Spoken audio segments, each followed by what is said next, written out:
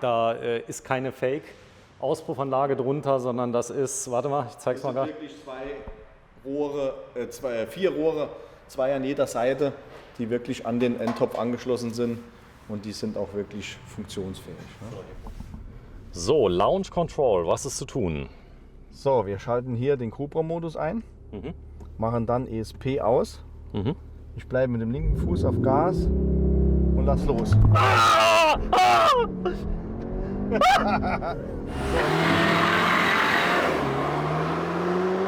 Das Fahrzeug hat eine Höchstgeschwindigkeit von 250 km/h und jetzt halte ich fest, du kennst dich ja hier aus, Heusweiler den Berg hoch auf der Autobahn habe ich die für 250 gepackt. Berg hoch? Berg hoch und dann regelt er halt ab, weil er bei 250 beschränkt ist dann. Ne?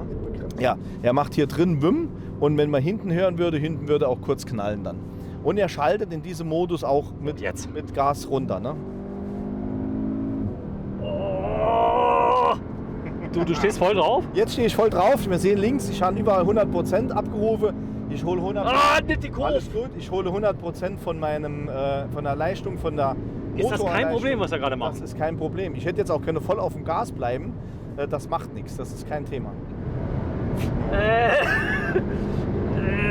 Ja, komm, mach. Noch? Ja. Kein Problem. Jetzt ist ja... Aber du merkst, wenn man auf Cupra umschalte, wie der geht, merkst du das? Ja. Na, ich habe jetzt ja nur die DNA von normal auf Cupra umgeschaltet. Und du meinst, du würdest in einem anderen Fahrzeug sitzen. Das ist absolut irre. Ist das so? Die Probefahrt mit dem neuen Cupra Formentor. Wir sind bei Seat Zirol. Der Marc Zirol persönlich hat sich bereit erklärt, die Probefahrt zu machen und hat gesagt, selten habe ich so viel Spaß gehabt wie mit diesem Auto. Du musst unbedingt mal mitfahren, Sven. Ich grüße dich, Marc. Grüß dich, Sven. Servus. Ja, ich zeige erstmal deinen Privatwagen, denn der ist leider im Bild. Du fährst einen Amarok und du hast erzählt, viele Leute sind, ich sag mal, nehmen es dir übel, dass du einen Amarok fährst, aber du bist Jäger und Seat hat keinen Amarok. Ja, also es geht um mein Hobby und das Privatleben, das ich ja auch nach der Dienstschluss noch habe. Und da hat leider Gottes unsere Hauptmarke kein solches Fahrzeug. Und daher habe ich ein Konzernfahrzeug geholt und bin in dem Konzern treu geblieben und fahre zum Beispiel den Ford Ranger. Aber natürlich fahre ich im Hauptteil, fahren wir natürlich Seat bzw. Cupra. Meine Frau fährt zum Beispiel den Seat Tarraco wegen den Kindern und dem Platz. Du alter Werbemensch. Meine Frau fährt den Seat Tarraco wegen den Kindern und dem Platz. Kauft bei Seat Zirol. Genau so. Nee, Spaß beiseite. Also da steht er jetzt, die Form. Er ist ungefähr wie lang? Er ist von der Länge her etwas länger wie der Leon. Jetzt die genauen Maße, die habe ich nicht im Kopf. Wir sind hier in einer Kategorie vom Fahrzeug. Er ist knapp 10 cm höher vom Einstieg her wie der Leon und 5 cm unterm ATK. Das heißt zwischen Golf und Tiguan, irgendwo dort angesiedelt, dass man sich die Größeordnung vom Einstieg und von der Formkarosserie vorstellen kann. Ja, Volkswagen baut ja gern auf einem Querbaukastenprinzip. Was ist hier die Basis? Das ist der modulare Querbaukasten, auf dem wir natürlich aufgesattelt haben oder auf dem dieses Auto basiert. Dort ist es ja so, dass nur zwischen Lenkmittelachse und vorderen Achsmittelpunkt dass die Länge oder die Breite immer gleich bleiben muss und dann ist vorne und hinten dran alles möglich. Hier wurde von Cupra ein Auto ins Leben gerufen und gebaut, das momentan noch kein Vergleichsfahrzeug im Konzern hat. Ich weiß aus Quellen, dass Volkswagen da nächstes Jahr was nachziehen will, aber bis dato gibt es hier keine Plattform, die dem entspricht. Ja, hier ist was ganz Schlimmes, habe ich gerade eben gesehen. Hier sind auf den Bremsscheiben oder was es ist, nee, Quatsch, die Bremssättel, da ist ein Audi-Zeichen drauf. Sowohl auf den Bremsscheiben als auch auf den Bremssätteln sind die Audi-Scheiben drauf. Unsere Kollegen von Audi beneiden uns da auch immer. Wir haben also die Brembo Rennsport-Bremsanlage von Audi drin. So, und da steht auch sogar Audi drauf, da haben die kein Problem mit. Nee, wir beziehen ja sowieso komplett alles aus dem VW-Konzern. Wenn wir jetzt den Motorraum öffnen und auch dort siehst du nur Logos von Volkswagen und Audi, also vom Volkswagen-Konzern, ob von Audi oder VW, das spielt keine Rolle, aber es ist alles davon. Also dieses Fahrzeug hier ist in der Form, so wie er hier steht, gibt es im Volkswagen-Konzern noch gar nicht. Nein, bis jetzt nicht. Wir sind hier der Erste und Vorreiter in diesem Segment und auch generell gibt es diese Fahrzeugklasse noch nicht. 3D-Rückleuchten, die kennt man unter anderem vom Porsche. Da wurden sie eingeführt, hier sind sie mit drin. Hier sind sie mit drin.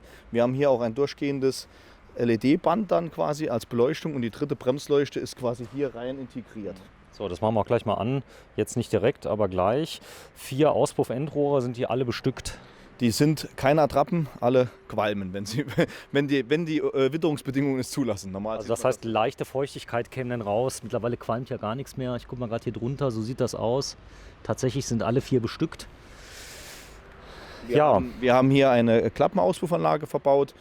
Wir können also das Fahrzeug im Normalbetrieb, sprich alltagstauglich, in einem ganz leisen Modus bewegen, ohne dass der Auspuff und der Motor dementsprechend Sound machen. Und wenn man dann wirklich Performance möchte, dann kann man die umstellen, die DNA umstellen und dann haben wir über dieses Fahrzeug, über die Auspuffanlage einen richtig geilen Sound. So. Also Cupra bedeutet, dieses Fahrzeug gibt es nur von Cupra, nicht von Seat. Das ist, ich zeige mal gerade so ein kleines Detail, auch die Ausbuchtung hier auf dem Blech ist tatsächlich quadratisch und nicht, das ist ein echter Cupra. Also ein echter Cupra, die gesamte Designsprache, egal wo man hier hinguckt, auch an den Rathäusern hinten, überall sind kleine versteckte Details nochmal drin, die diese Karosserie außergewöhnlich machen. Ja, wir haben ihn leicht mit Regen besprenkelt, damit er schärfer aussieht. Nee, es hat ein bisschen geregnet, aber es steht im Auto gar nicht schlecht. Ja, leider Gottes hat es jetzt heute Mittag angefangen zu regnen. Nee, aber gar kein Problem, oder? Gar kein Problem. Ne? Und zwar kann man jetzt genau bei diesem Wetter auch zeigen, was dieses Auto wirklich kann. Denn hier ist ein Fahrzeug mit Allradantrieb am Start und da hat man auch Beschleunigung und so keine Probleme bei Nässe. So, du bist in deinem Leben öfter mal Rennen gefahren, das ist kein Geheimnis. Du kommst aus dem Rennsport. Das Auto macht Spaß? Das Auto macht saumäßig Spaß. Wir sind hier im Saarland auf Straßen, die, ich sag mal, recht winklig sind. Du kannst, wenn du hier ein bisschen weiter fährst, ich sag nur, nach Fell fährst, kennst du dich da aus? Tom Fell? nee, nicht direkt, aber wir haben natürlich hier im Saarland echt noch sehr viele Straßen, die auch ohne Geschwindigkeitsbegrenzung sind auf den Autobahnen und dann macht das Auto natürlich auch dort richtig Spaß. Ja, ich empfehle auch sehr die A60 von Belgien runter Richtung Wittlich. Ich weiß nicht, ob du die kennst. Ja, die kenne ich, ja klar. Die Rennstrecke, das ist eine Teststrecke auch für viele. Ja. So, ich zeig mal, man hat 5 Türen. Jawohl, das Fahrzeug hat 5 Türen und ist somit auch vollwertiges 5-Sitzer-Fahrzeug. Toll. Jetzt kennt man ja von Audi, gibt es so Soundmodule, die man noch dazu bestellen kann, dass er mal ordentlich klingt. Braucht man das hier? Nein, wir brauchen es nicht. Das Auto hört man außen vom Sound her. Zu spät ist, wenn die Klappe vom Auspuff die Klappe auf ist und er warm gefahren ist. Natürlich haben auch wir hier, von der Technik her sind wir ja halt vom Konzern, auch hier haben wir noch im Innenraum einen Soundaggregator. Das wirst du nachher merken, wenn ich dann umstelle auf Cupra-Modus und dann rührt er. Ne? Dann rührt er. Das macht doch Spaß. Also ein bisschen was muss man auch mitmachen, aber es ist nur innen.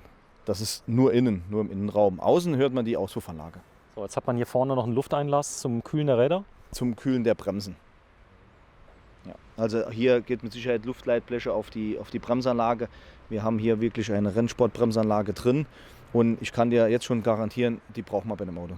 So, hier vorne sieht man es. Also ich habe es angesprochen mit dem Amarok, weil das dauernd im Hintergrund aus eben noch Fahrzeugen wegfahren. Ich meine, lassen da, ja. Denn in Amarok zu fahren ist nichts Schlimmes. Also der Spritverbrauch ist okay vom Amarok? Der ist gigantisch, wenn man überlegt, was man hier für ein Gewicht bewegt. Gigantisch wenig. Gigantisch wenig, also ich fahre den mit 8,5 Liter. 8,5 Liter. So, jetzt nur mal die Schnauze von der Seite. Guck mal hier auf die Kamera, Marc. Ist das nicht absolut irre? Absolut krass, irre. oder? Ja, absolut irre. Also wir haben jetzt so viel, seit dem ersten Video so viel Anlauf auf dieses Fahrzeug und die Leute sind einfach begeistert. Wir fragen generell erstmal, wenn der Kunde von der Probefahrt kommt und steigt aus und hat das Grinsen im Gesicht, sagen wir, und wie war's? Und die Leute sagen einfach nur, oh, war das geil. Das heißt, der liegt noch ein bisschen fetter als der Attica? Ja, absolut. Attica ist richtig gut, aber hier ist eine andere Performance am Start. Ich kann dir wirklich nicht sagen, was die Ingenieure gemacht haben, aber es ist sensationell. Er ist noch besser wie der Attica. Ja, cool ist auch die Farbe. Das ist nicht dieses typische Audi-Grau, oder doch? Das ist eine Audi-Farbe, mit Sicherheit irgendwo dort aus dem Baukasten, wobei da mit Sicherheit auch kleine Abweichungen dann wieder drin sind. Das wird uns nicht so genau verraten, aber ich finde, diese Farbe passt perfekt. Name von der Farbe, kennst du? Die Name von dieser Farbe kenne ich jetzt nicht genau. Ich weiß aber, Grau. Es ist ein Grauton, der mit Metallic ist. Also wir können auch hier... Echt? Metallic? Ja, warte, ich guck mal. Kein Unilack, kein Mattlack und somit kann man auch hier Mokratzer und so wegpolieren. Also sehr pflegeunempfindlich. Ja, das heißt, da ist noch ein Klarlack drüber, den kann ich auspolieren, genau, wenn mal irgendwas sein sollte. Das hat mein Amarok zum Beispiel, ne? Der ist ganz klassisch matt lackiert und meine Aufbereiter schimpfen immer mit, weil wenn ich eine Kratzer reinmache, die kriegt man nicht weg. So. Der ist matt. Es gibt was Schönes. Das sieht nur so aus wie im Regen. Ah, okay, verstehe. Der ist auch wirklich so lackiert. Der ist so lackiert. Das ist ein Editionsmodell, einer der letzten, wo da gebaut wurde. Und der ist wirklich schmatt. Ich zeig mal gerade, hier vorne steht mein VW-Bus. So, und der hat eine matte Folierung drauf und ist oben glänzend. Du hast die Möglichkeit, diese Fahrzeuge ab hier folieren zu lassen. Ihr habt ein Team. Das Ja. heißt, jemand kann sagen, ich möchte gerne eine tolle Folierung haben, wie hier zum Beispiel, halb-halb. Ja. Wenn man das haben möchte, schützt den Lack, sieht scharf aus. Das heißt, die Farbe spielt erstmal gar nicht so die Rolle. Man kann ihn auch überfolieren. Wir könnten von der Folie her alles machen. Wir können ja auch ganze Muster einbringen, also was der Kunde wünscht heutzutage. Um mal da ein Beispiel zu nennen, wir haben mal einen Leon zurückgeholt, der war 5 Jahre foliert. Natürlich, nach 5 Jahren war diese Folie nicht mehr schön. Wir haben diese Folie komplett abziehen lassen, also das Auto nochmal in Originalzustand zurückbringen lassen und mussten gar nichts nachlackieren nach 5 Jahren. Denn selbst die Motorhaube hatte nicht einen Steinschlag, der in den Lack ging. Also das war wirklich sensationell. Ja, ich habe es hier gemacht bei dem Camper. Also das ist sehr zu empfehlen, gerade bei so einem tollen Auto. Es gibt unglaublich tolle 3M-Folien, aber auch von anderen, die man anbringen kann. Und da habe ich uns ein extra Video zu gemacht, wie sowas gemacht wird. Sowas bietet ihr mit an. Das heißt, ich könnte den komplett foliert übernehmen. Ihr könntet den komplett foliert übernehmen. Was wir häufig auch machen, gerade bei diesen sportlichen Fahrzeugen, ist halt eine Folierung auf der Haube mit einem sogenannten Schutzfolie, sodass hier Mücken und Steinschläge einfach gar keine Chance haben. Genau, die sieht man gar nicht. Eine ganz spezielle Folie, also keine normale Klarsichtfolie, sondern die ist so, habe ich auch ein Video darüber gemacht mal. Toll, ja. Wenn du vorne mal aufmachst, ist der Motor vorne? Ich frage mal. Ja.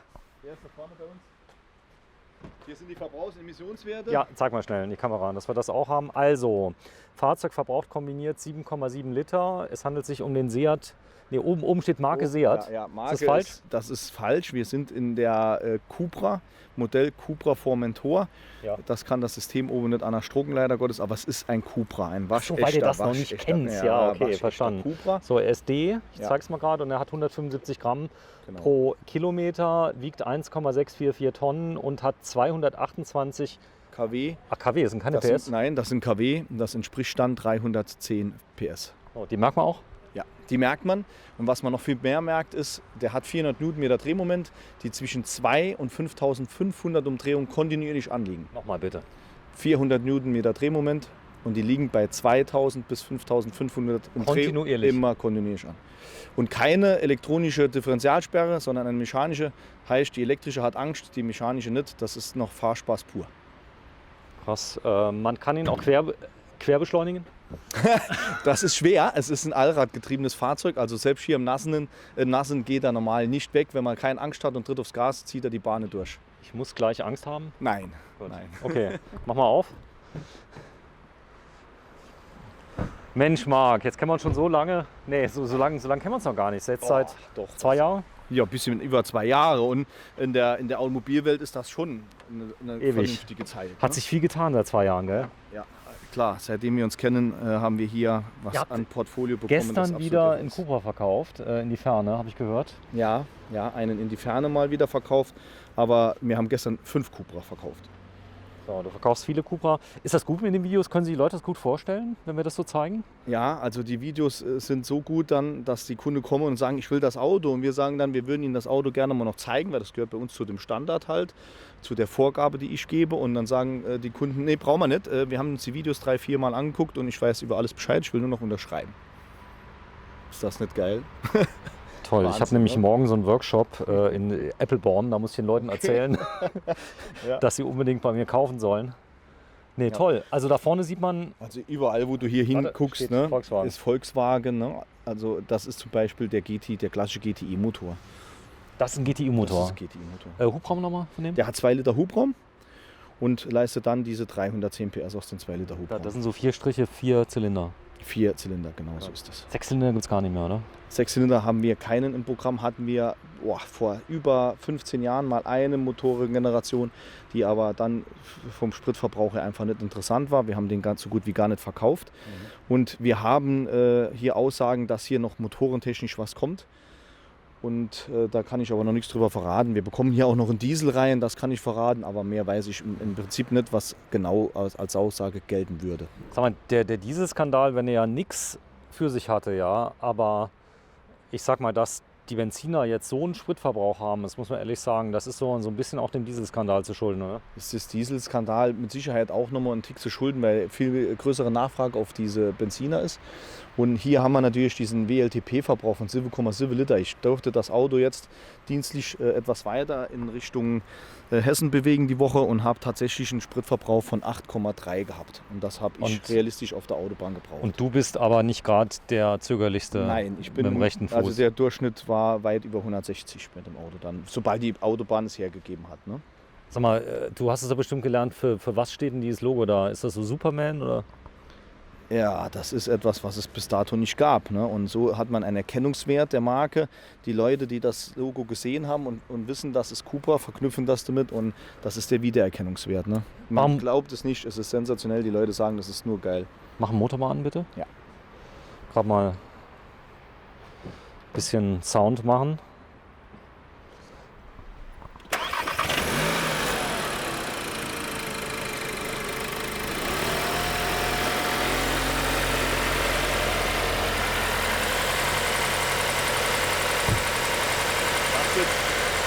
Du hast jetzt schön gehört oder auch die Zuschauer haben schön gehört, dass er die Drehzahl im Kaltlaufmodus jetzt erhöht.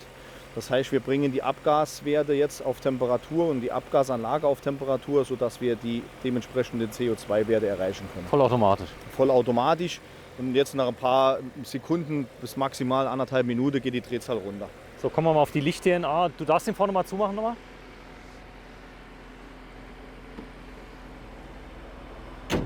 Denn Marc, ich muss sagen, wenn die Haube zu ist, sieht er ein bisschen schöner aus. Auf jeden Fall. Und die soll ja auch zu bleiben, ne? Sonst muss ja was gemacht werden dran, das braucht man nicht. Also so ist schon besser. Ne? Also das Fahrzeug hat komplettes LED-Paket, es gibt in diesem Auto keine konventionelle Beleuchtung mehr. Boah, ist das schön. Oder? Ja, der ist total sexy.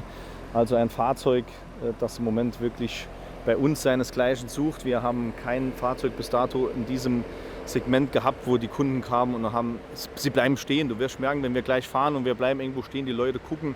Also als ich ihn jetzt mit hatte in die hessische Region, überall wo ich stehen geblieben bin, sind die Leute gekommen und haben das Auto sich angeguckt. Ferrari-Fahrer werden neidisch. War ein Scherz. Neidisch vielleicht nicht, aber es ist ein Auto, wo man stolz sein kann, wenn man es besitzt, ja. Ja, gerade eben, es gab eine Cupra-Übergabe wieder drin. Ein Cupra Attica wurde übergeben. Der Mann hat gesagt, er wollte einen Formentor haben, aber er war ihm zu tief. Denn ich sag mal, der Einstieg ist ein bisschen tiefer hier. Ja, der Einstieg ist etwas tiefer und bei dem Kunden kam es jetzt noch auf die Kofferraumvolumen an.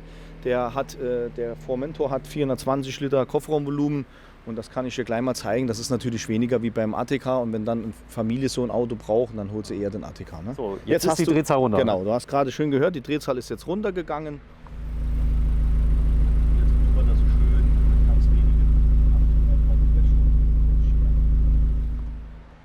Hey, hey, hey. So, mach mal auf hinten. Wir gucken mal rein. Achso, das Licht mal anmachen, bitte. Ja. Ich will mal hinten das Band mal sehen. Hey, schick. Es leuchtet übrigens in echt viel intensiver. Also ich müsste eigentlich mal kurz die Belichtung ein bisschen anpassen, aber es geht jetzt nicht. Warte mal, ich gehe mal ein bisschen näher ran. Glaube ich auf dem Video. Ne? Es ist immer da schwer zu sehen, weil es ja halt hell ist. Aber ich kann jetzt mal kurz die Bremsleuchte, ja, mach mal. Dass wir die mal sehen.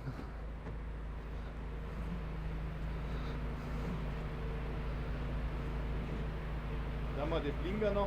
Ja, mach mal. Auch das endlich. Der gute alte Audi-Blinker. Genau so ist es. Ne? Also die Kunden wollten es immer haben, jetzt haben wir es. Er hat dieses Laufen, wo der Blinker so ausläuft halt. Ne? Ja. Hat übrigens der Horsch aus Schmelz hat das im Wohnmobil jetzt auch eingebaut. Wahnsinn, oder? Mach mal kurz mal auf hin. So, wir lassen immer warm laufen, denn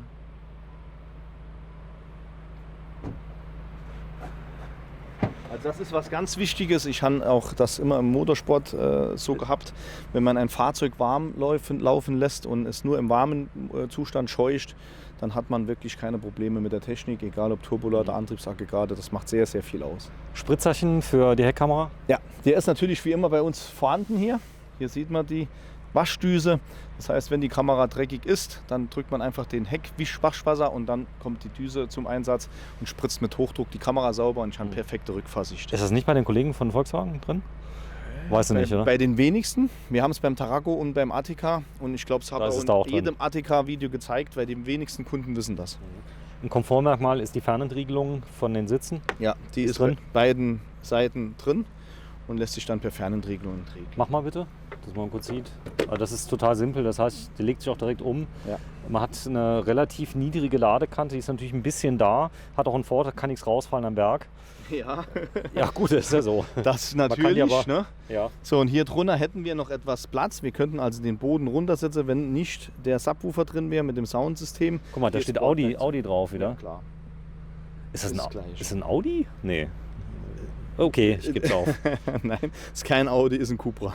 Gut. Ist so, wir sind beim Volkswagen-Konzern, das heißt, die Kollegen bedienen sich. Haben die Audi-Kollegen schon irgendwas von Seat draufstehen? Nein, glaube ich nicht, weil wir ja außer die Karosserie und Interieur nichts selbst produzieren. Und ich kann mir nicht vorstellen, dass unsere Ingenieure unser Interieur weitergeben. Schade. Stell mal vor, jetzt ein Audi in der Ja. Cupra-Zeichen. Naja, gut. Da kann ich noch ein bisschen was reinmachen, gell? An der Seite. Wie Ja, man sieht, natürlich. hier ist noch ein. Was ist da drin in der Das ist Tasche? das Bordwerkzeug von dem Fahrzeug. Mach mal da auf. wir ja Will unten mal sehen. drunter nichts haben, ist hier das. Aber so Schraubenschlüssel hat man nicht mehr, oder? Nee, Schraubenschlüssel haben wir nicht. Das ist der Kompressor mit dem Tire Mobili Set, Ja. ein Abschlepphaken und natürlich das Felgenschloss. Ne? Okay, verstanden. Die Felgen, Ja. die sind gegen Diebstahl Ja. gesichert. Natürlich. Gut, cool. So, der Verbandskasten, der kommt bei dir mit. Ja. Das ist jetzt eine bei Sache, mir die bei- du machst, oder Das, wie? ja, wir bestellen natürlich original, wie man sieht. Das sind auch original bedruckt dann. Aber das ist eine Kombitasche, die wir haben. Die Spanier haben das nicht als Pflicht. Die haben, glaube ich, nur diese Warnwesten. Und wir sagen, wir machen eine Kombitasche rein. Hier sind die Warnwesten, alles inklusive Warnträg und Verbandskasten natürlich drin. So, mach nochmal rein. Dann zeige ich noch ein kleines Detail. Hier vorne hat man Zorösen. Hier kann ich also dann noch was festmachen. Und das Coole ist ein kleines Detail. Da vorne der Haken, da kann ich in die Schwiegermutter aufhängen. Nee, Einkaufstaschen. Die Einkaufstasche. Die kann man reinhängen. Genau, die kann man da reinhängen, sodass sich die nicht selbst entleert. Und die Verzurösen sind bei diesem Auto, wenn du nachher mitgefahren bist, mit Sicherheit wichtig, ja. Mach mal da auf in der Mitte. Das ist so eine Ski. Das hier? Ja. Das ist eine Durchlade. Ich Ja. habe einmal natürlich in Front eine Armlehne und kann, wenn ich hier hinten bin und hätte was durchzuladen, einfach aufmachen. So, und jetzt habe ich eine Armlehne für beide Personen. Das Nein, heißt, die Armlehne ist noch immer besser. Da ist noch Ah. mit Getränkehalter. Warte, so, zeig ich mal. dir so. Ich komme auf die andere Seite. Da sind Hier wir. wäre es jetzt ja die klassische Zeig Durchlade. mal gerade eine Kleinigkeit. Da vorne mit dem Gurt. Ja, Das ist ja witzig gemacht, dass man den so einhaken kann. der wird hier Dass er nicht eingehakt. Einmal, dass er nicht klappert, das zum ersten. Und dass man beim Zurückklappe nicht einklemmt und den Gurt beschädigt. Ah, Ne, wenn der hier oben eingehangen werden würde und würde hier beschädigt werden, dann müsste der Gurt ersetzt werden aus sicherheitstechnischen Gründen. Und deswegen tut man den hier einhaken. Ne? Und vor allem das Klappern. Und noch was ganz klasse ist, guck mal, das Ja. weiß auch fast keiner. Hier hinten dran, das ist eine Kleinigkeit. Aber hier ist das doppelt genäht, siehst du das? ja, damit sie runterrutscht. Damit es nicht rabbelt. Ah, Siehst du? ah, Da kann nichts mehr rappeln. okay. So, und die Armlehne, über die wir eigentlich gesprochen haben, die sieht so aus. Okay, bisschen schöner mit Becherhaltern. Das ist echt Leder hier drin?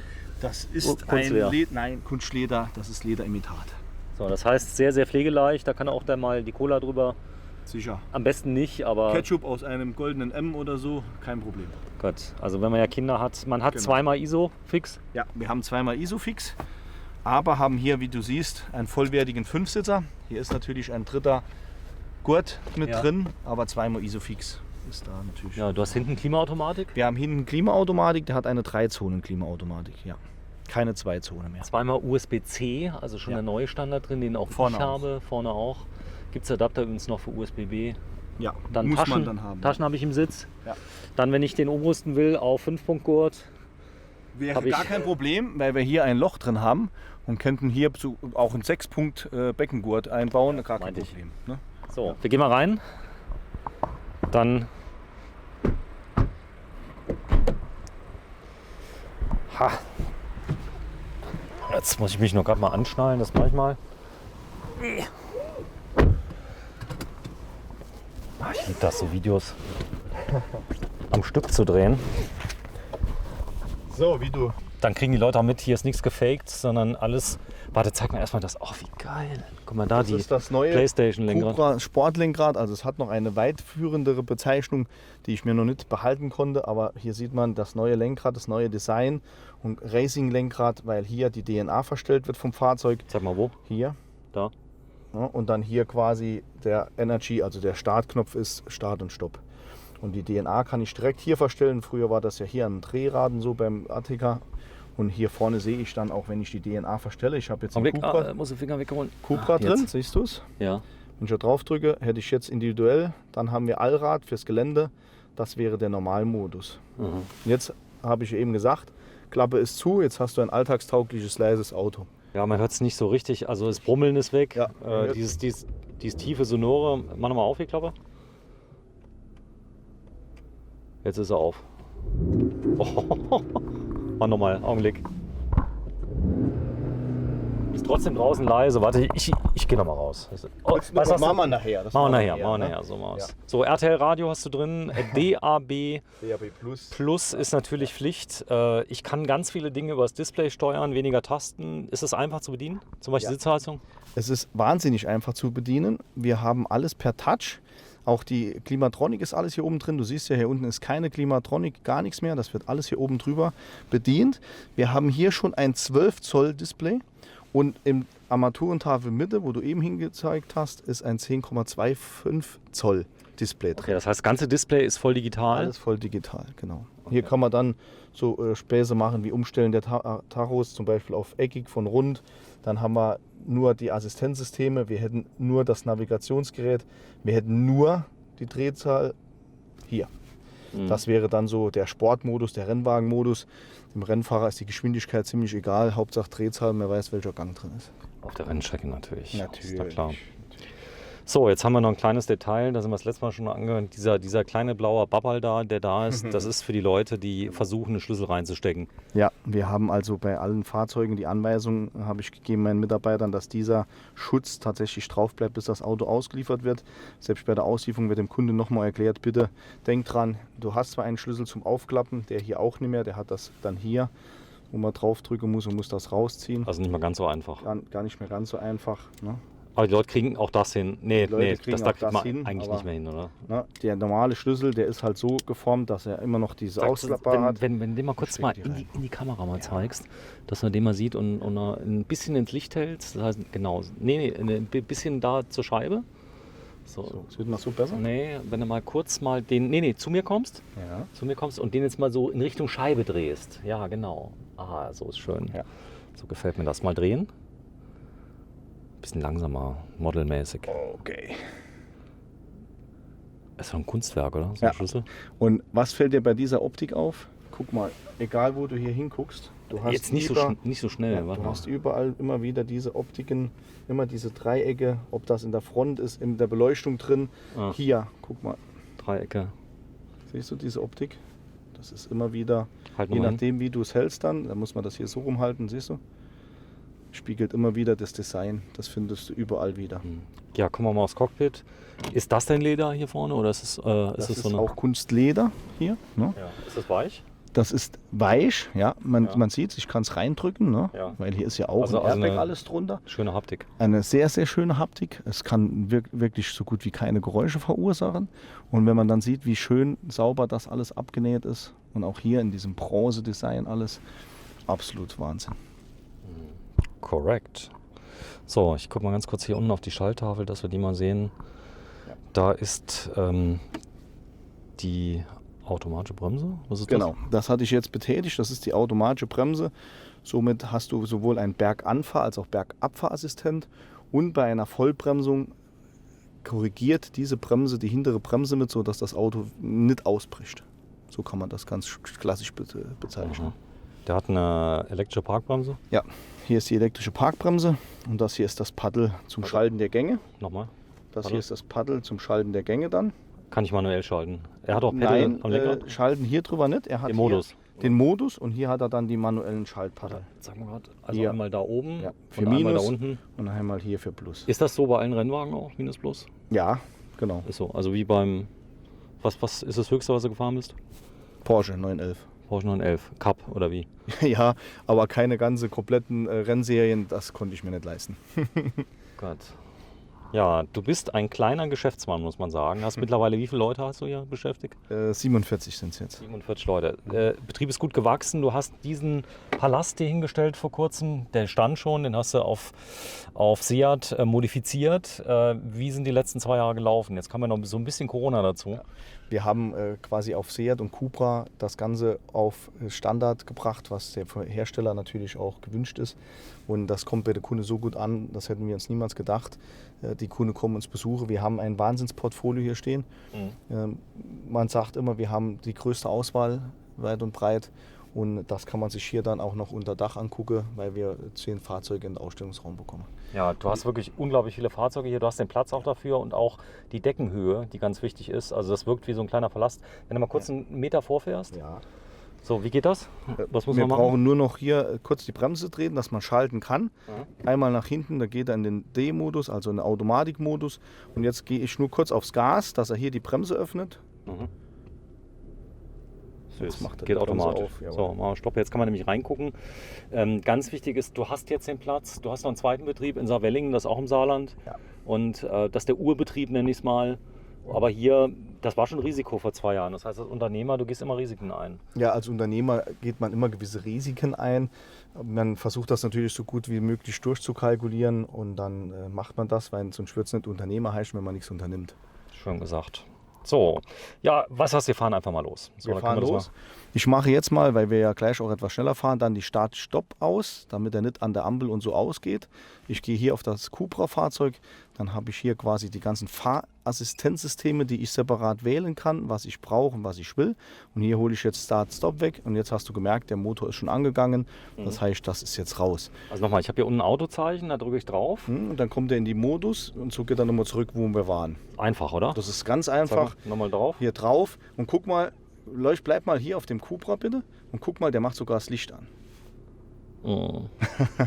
So kleine Details, das habe ich ja gerade jetzt erst auch gesehen und gemerkt.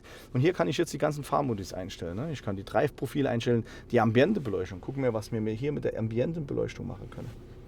Warm, Wellness, aggressiv, aktiv, Profiler. Was ist denn das? Erklär den Leuten erstmal. Ja, die Ambientebeleuchtung geht bei uns hier vorne durchs ganze Armaturenbrett. Jetzt ist es zu hell, oder? Ja, es ist zu hell, aber ich versuche gerade mal. Nee, so kriegen wir es nicht. Doch. Jetzt kommt sie. Siehst du? Sie ist heller jetzt. Ja, das ist, ich habe jetzt auf Automatik rausgeholt und habe quasi gesagt, es ist dunkel draußen.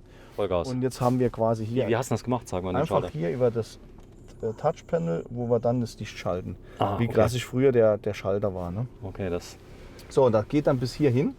Und dann haben wir hier unten drunter noch eine. Man sieht es jetzt an meiner Hand, da ist die Farbe anders.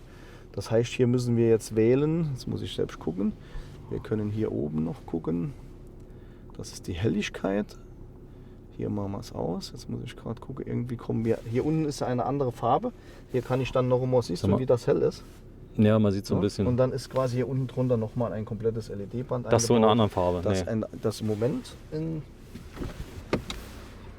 Nein, ist die gleiche Farbe Gleiche wie Farbe. oben. Ne? Die gleiche Farbe wie oben. Ja. Ist so, klingt als Spielerei, ist aber in der Praxis, gerade Ambientelicht, sehr, sehr toll. Also wer das je gesehen hat. Ist nicht nur toll, wir haben hier nicht nur ein Highlight zum Hingucken, sondern sogar noch was richtig Gutes, was die Sicherheit angeht. Du kennst die den Totwinkelassistent, der war früher hier oben im Spiegel drin und hat dann gelb geblinkt. Also quasi, wenn man jetzt hier sieht, ist der Blinker an und früher war oben im Spiegel noch so ein gelbes Symbol und hat dann geblinkt, wenn ein Auto von hinten kam und man sollte nicht die Spur wechseln. Jetzt macht das Fahrzeug das hier. Oh, zeig mal. Achso, hier mit dem Streifen, ne? Mit dem Streifen macht das. Aber heller, oder? Ich versuche es mal zu projizieren. Kleinen Moment. Dort bitte hinleuchten. Und wenn ich den Lane Assist ausschalte und nochmal anschalte, müsste er es kurz machen. Nee, macht er nicht. Ich zeige es dir gleich beim Fahrmodus. Sobald ein Fahrzeug dann kommt und ich will raus, dann blinkt er hier gelb und sagt, Achtung, hier ist ein Fahrzeug, bitte nicht ausstellen. Okay, das sieht man auch. Das sieht man beim Hellen absolut gar kein Problem. So, kommen wir hier vorne. Gut. Das Lenkrad, ist das groß genug für dich? Das Lenkrad ist sehr von der Größe her optimal, weil zu kleine Lenkräder, also früher in meiner Jugend, da haben wir ganz kleine Lenkräder eingebaut in die Autos. Man konnte nur nicht damit fahren, ne? Also auch keine Rennen fahren. Das hier ist ein Lenkrad in der Größe, wie man es wirklich auch für ein Rennfahrzeug bevorzugt, weil es die optimale Größe vom Fahrer halt hat, von der Breite her. Und dann haben wir hier natürlich dann die Tempomatsteuerung komplett dran. Warte, bist du schnell? Das ist Jetzt? die Tempomatsteuerung. Ja. Das ist die Front Assist mit Abstandshaltererkennung. Achso, das heißt, der hält den Abstand zum Vordermann. Der hält den Abstand zum Vordermann automatisch. Ich stelle quasi die Geschwindigkeit und den Abstand hier drüber, also die Geschwindigkeit hier drüber, die Abstand hier drüber ein und dann bleibt ja das weg. Bremsding ist mit drin. Bremst automatisch ab bis im Stau und hat einen Stauanfahrassistent. Und dann Fußgänger und so erkennt er auch. Fußgänger erkennt er. Und das sind natürlich alles diese englischen Wörter, aber er hat ich erkläre es auf Deutsch, er erkennt von hinten, wenn ein Fahrrad kommt. Und du möchtest die Tür aufmachen. Das würde er erkennen, wird warnen, wird piepsen, wird blinken. Hier wird die Ambientebeleuchtung blinken. Wir sind ja schon noch im Volkswagen, nicht im Tesla, oder? Ja, aber wir haben da schon ganz schön nachgelegt die letzten Jahre. Ausparkassistent und so, das ist ja bei uns in den ganzen Modellen schon Standard. Das heißt, wenn ich in der Parklücke drin stehe und sehe nicht, ob von hinten ein Auto kommt und ich fahre zurück und es kommt tatsächlich ein Auto, bremst er ab und bleibt stehen, sodass ein Auffahr- oder eine Kollision auf dem Parkplatz so gut wie verhindert wird. Cool, da vorne hast du auch ganz neu Lenkrad. Ja, das ist die Lenkradheizung. Viele Kunden haben über Jahre immer gefragt, warum habt ihr es nicht? Wir haben es jetzt bei mehreren Modellen, Leon, Attica und natürlich hier beim Formentor darf es nicht fehlen. Hier haben wir jetzt eine Lenkradheizung verbaut. So, das Lenkrad selber hat so einen 3D-Effekt, es kommt so ein bisschen nach vorne. Ja, es wird so ein bisschen geschüsselt und das erinnert mich auch direkt wieder an den Motorsport. Im Motorsport hat man meistens, wenn es nicht gerade ein Formel-1-Auto oder ein Formel-Auto ist, hat man geschüsselte Lenkräder. Also in allen Rallye-Fahrzeugen oder Bergrennefahrzeuge, die ich gefahren habe, haben wir immer geschüsselte Lenkräder drin. Da war aber kein Airbag drin, oder? In den Lenkrädern.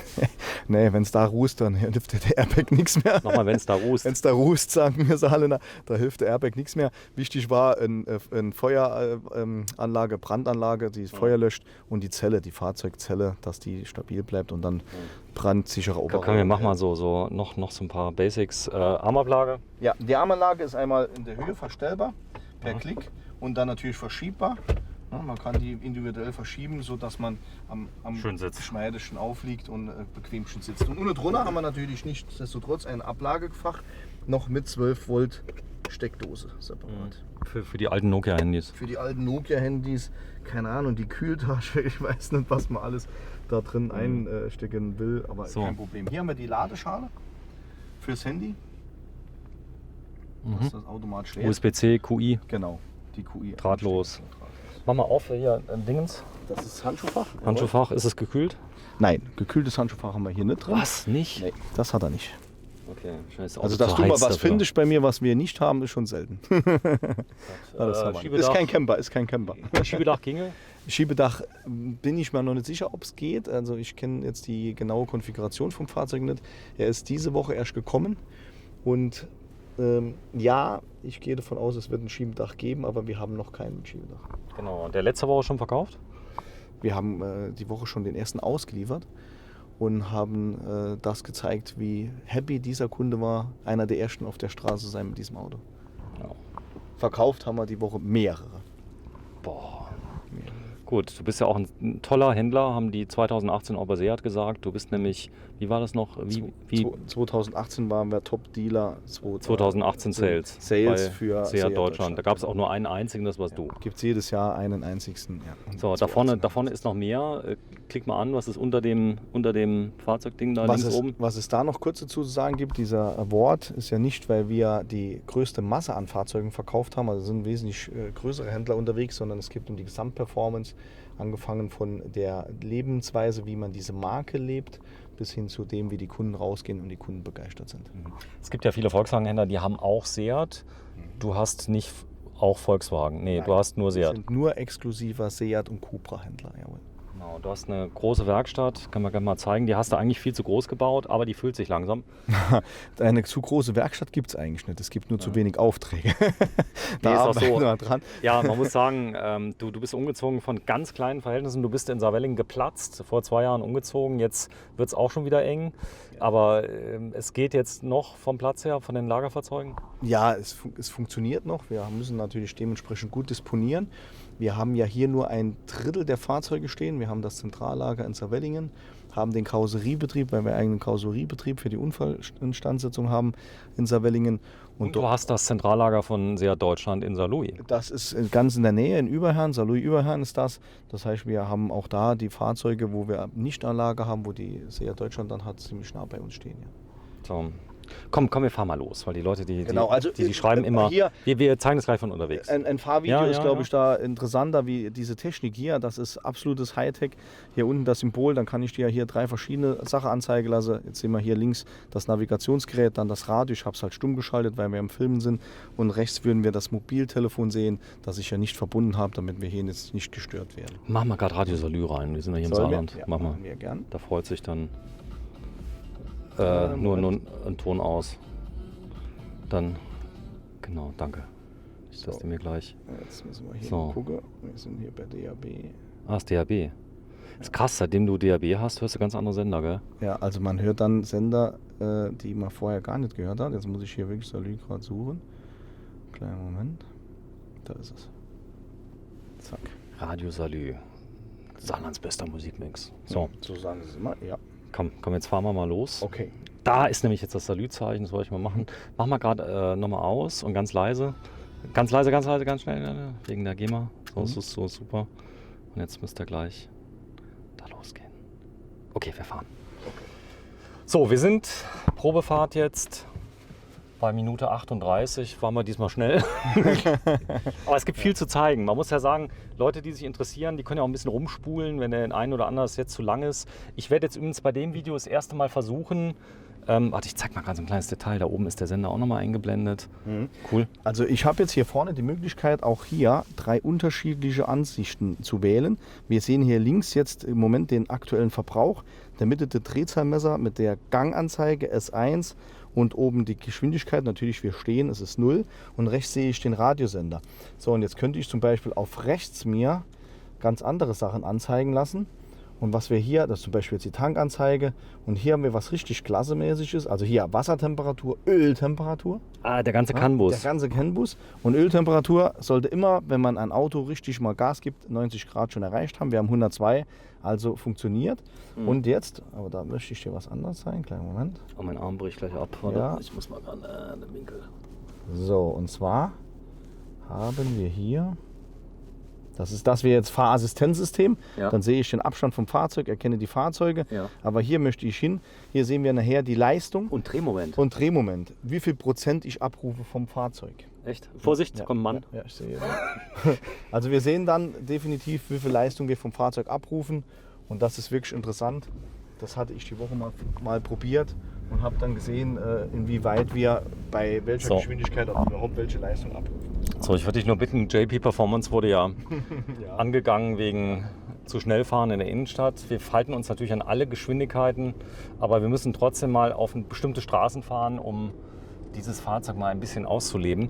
Der Spritverbrauch nochmal roundabout, was stand WLTP nochmal ungefähr? WLTP 7,7 Liter. Das ist realistisch. Und ich habe mit 8,5 realistisch gefahren. Man muss dazu sagen, das Auto hatte damals noch unter 1000 Kilometer. Jetzt haben wir 1684 Kilometer gelaufen. Das Fahrzeug ist noch gar nicht richtig eingefahren. Also der Spritverbrauch würde sich mit Sicherheit so bei 4.000, 5.000 Kilometer erst richtig einpendeln und man hätte den nachher tatsächlichen Spritverbrauch auch. Ah, gibt es das noch, Einfahren? Das gibt es tatsächlich noch.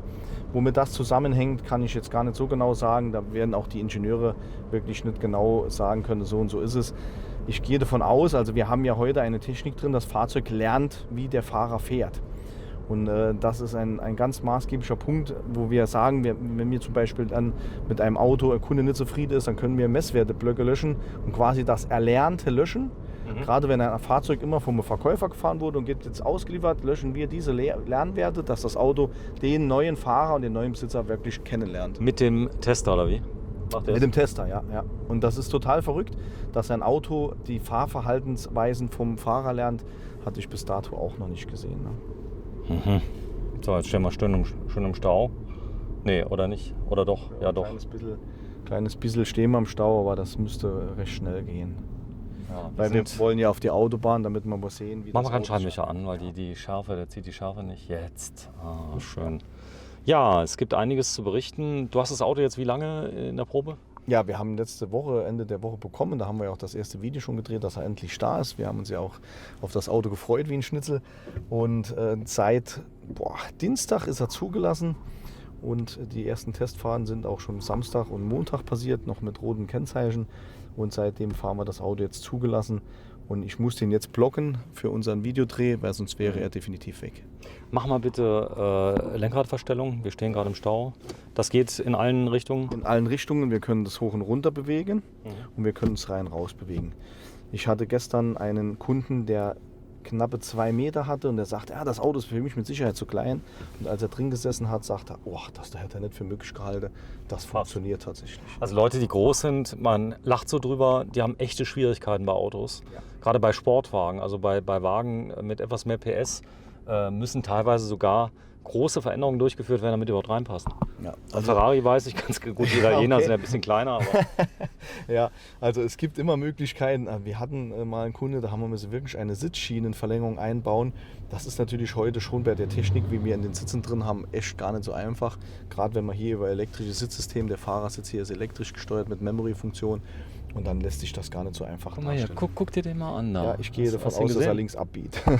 Nee, Oh nein, er fährt rechts. er fährt rechts Das ist ja dazwischen. unvorstellbar. Wahnsinn, oder? Naja, was soll's. Manchmal Frechheit siegt. Ne? Wahnsinn. Na, war jetzt noch nicht mal eine Straftat. Nee, Oder Ordnungswidrigkeit. nicht, ne? Ordnungswidrigkeit, Straftat war es nicht. Ja. Gut, naja, was soll's. Vorne, Sitzheizung, die ist auch über Tastatur bedienbar. Mach mal bitte. Ja, die ist einmal hier über Tastatur bedienbar. Ich gehe hier auf Symbol, er macht mir die Sitzheizung rechts und links auf. Wenn ich dann Sitzheizung drauf drücke, macht er mal alle 3 an. Möchte ich nur Stufe 1, drücke ich noch 2-mal drauf und dann bleibt er bei Stufe 1 stehen und fertig. Olla Olla geht auch. Das war schon Was zu viel. möchten Sie tun? Abbruch. Warte mal, ich mach das nochmal. Olla Olla. Abbruch. Kleinen Moment. Also das Symbol, also wir im Konzern, bei Volkswagen muss man sagen, Hallo Volkswagen. Und dann kommt das, wie man bei uns halt Hallo Hallo auf Spanisch sagt. Und dann kann man mit dem Fahrzeug reden. Und wenn du dann zum Beispiel sagen würdest, mein Po oder mein Rücken ist kalt und dann wirst du sehen, was er macht, dann bleibst soll du ich das einfach mal mal machen? hier oben drauf. Ja. Olla Olla. Wie kann ich helfen? Mein Rücken ist kalt. In Ordnung. Vorne werden die Füße gewärmt. Hä, Rücken? Okay, also wir müssen natürlich gucken, was er alles kennt. Popo kennt er auf jeden Fall. Pass auf, ich zeige mal. Jetzt hast du aber gemerkt, jetzt geht die Lüftung in diesem Bereich Geil, natürlich, ja, natürlich höher. Jetzt müsste ich mal gucken, wie wir die nochmal ausstellen, keine Ahnung. Aber ich zeige dir mal da oben an meinem, ich habe hier die Sitzheizung noch auf Stufe 1 an. Und pass mal auf. Olla, olla. Wie kann ich helfen? Mein Po ist zu warm. In Ordnung. Der Sitz vorne links wird gleich kühler. Olla Olla. Ja, bitte? Mir ist zu heiß. Gern. Vorne rechts wird es gleich kühler. Ach, der weiß, dass ich vorne rechts bin. Ja, also du hast jetzt gesehen, der weiß, dass du rechts sitzt, weil du nun mal von rechts sprichst. Das erkennt das Fahrzeug. Und er hat jetzt eine unterschiedliche Innentemperatur. Er hat mir die Klimaanlage, weil wir haben ja 3 Zonen. Wir haben die Fahrerzone, wir haben die Beifahrerzone und wir haben Front, also hinten. Und er hat dir jetzt 21 Grad eingestellt und bei mir immer noch die 22. Warte mal, ich mach mal noch einen Test. Olla Olla. Wie kann ich helfen? Bitte Temperatur auf 19,5 Grad stellen. In Ordnung. Ich habe es noch nie bedient vorher. Ja, also siehst, das funktioniert. Genauso würden jetzt Navi-Ansagen oder Telefonbuch-Sachen funktionieren. Du könntest ich mach mal einen WhatsApp Test. schreiben, alle so Sachen. Ne? Olla Olla. Was möchten Sie tun? Spiele SWR 3. Alles klar.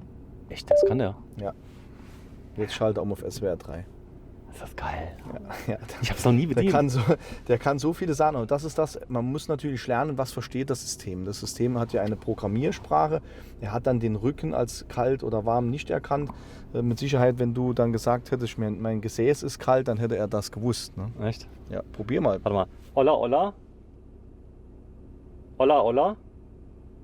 Wie kann ich helfen? Bring mich zum nächsten McDonald's. Suche McDonald's in der Nähe. Ist da eine SIM-Karte drin? Bitte wählen Sie ein Sonderziel aus der... Leider können Sie gerade keine Titel auswählen. Bitte versuchen Sie es später noch einmal. Na endlich, mal was kaputt. Das ist, Nee, du hattest jetzt angefangen zu reden und sie wollten natürlich eine Zeile ausgewählt haben. da muss man ruhig sein. Ja, sie hat dir 3 McDonalds vorgeschlagen. Wir machen das nochmal. Olla, Olla, Wie kann ich helfen? bring mich zum nächsten KFC. Bitte nennen Sie die Sonderzielkategorie. Schnellrestaurant. Bitte wiederholen Sie. Fastfood-Restaurant. Suche Fast-Food-Restaurant in der Nähe. Bitte wählen Sie ein Sonderziel aus der Liste aus. 1. Drück mal drauf. Geht. McDonalds, Drive, Saint-Louis, Provinzialstraße. Das alte, 248. das gute alte McDonalds McDrive. McDrive, ja. Aber du siehst, jetzt navigiert er dahin. Mach mal an. Er Navi. macht jetzt Navi an und Sag mal. zeigt uns die Zeit 5 Minuten. Ich habe letztes Mal bei BMW gesehen, die haben so ein Navi, da spielt er das Bild ein von der Straße. Hast du das schon mal gesehen? Augmented Reality. Ja, Das geht ja nicht. Das kann er noch nicht. Nee, das kann er noch nicht. Was? Kann es Bitte nicht. am Ende der Straße rechts Das Navi ist schon abbiegen cool. auf die Gibt es da verschiedene B405. Darstellungen, auch so 3D, dass man irgendwie wie Ja, im Flugsimulator? aber jetzt hast du mich genau beim richtigen Punkt. Ich müsste jetzt während der Fahrt genau gucken, wie das umzustellen ist. Und das möchte ich im Moment nicht tun, weil ich am Fahren bin. Man muss dieses System wirklich sich zu Genüge Jetzt am führen. Ende der Straße Und das rechts dauert und hat abbiegen auf die benutzt eine Menge Zeit in Anspruch, weil was das alles kann, ist absoluter Wahnsinn. Alter, mach die Tante mal aus. Dann, Das geht hier. ja. Zielführung. Das ist wirklich intuitiv, oder? Absolut intuitiv. Du hast ja gesehen, der hat Näherungserkennung. Der merkt, wenn ich nahe komme, macht er die Karten, holt er die Symbole. Ja. Ich könnte das per Touch hier verschieben, alles wie ich möchte. Sag mal, du weißt nicht so, ob wegen der Gleichberechtigung man auch einen Mann wählen kann? Oder ein Kind? Oh, nein, das weiß ich nicht. Ich das kenne ist ja nur nur- die ist ja Frau, nur- aber ich bin ja auch ein Mann, daher ist das in Ordnung für mich. Ist ja nur Frauen, ist ja schon diskriminierend für uns Männer. Ja, die sagen uns mal, wo es hier lang geht. Ne? Aber es hat schon viel verändert. So, Vierradantrieb, wir fahren auf die Autobahn. Wop, wop, wop, wop. Jetzt ist es leicht nass. Ja, aber es sind gerade mal 40% Leistung haben wir abgerufen und 60% vom Drehmoment. Und nass, wie gesagt, eben schon, macht dem Auto gar nichts. Wir haben Allradantrieb, wir haben Vortrieb immer. Man muss natürlich aufpassen, der Bremsweg verlängert sich dementsprechend beim Nassen natürlich eher. Da bringt auch, ja, und da bringt auch der Allradantrieb nichts. Also viele meinen ja, bei Allradantrieb hat man da auch nochmal Vorteile. So genau ist das nicht zu definieren. Natürlich mit der Technik, die hier drin ist, mit ASR, ESP, mit allem drum und dran, ist der kürzeste Jetzt Bremsweg sieht man noch erreicht, schön hier das Gelbe. ja, hier kommen Autos vorbeigefahren. Das ist richtig hell, ist viel heller als auf der Kamera. Das ist der Totwinkelassistent jetzt. Er zeigt mir, hier kommt ein Auto von hinten, bitte nicht ausscheren. So, kommt noch eins. Im Moment kommt keins, gleich. Warte, ich mache etwas langsamer, dann kommt eins. Und das funktioniert gut? Hatte ich das schon mal... siehst du, Ah, jetzt kommt's. mal an. Ne? Ja, Okay, also wer jetzt rausfährt, ist selber schuld. der ist selbst schuld, ja.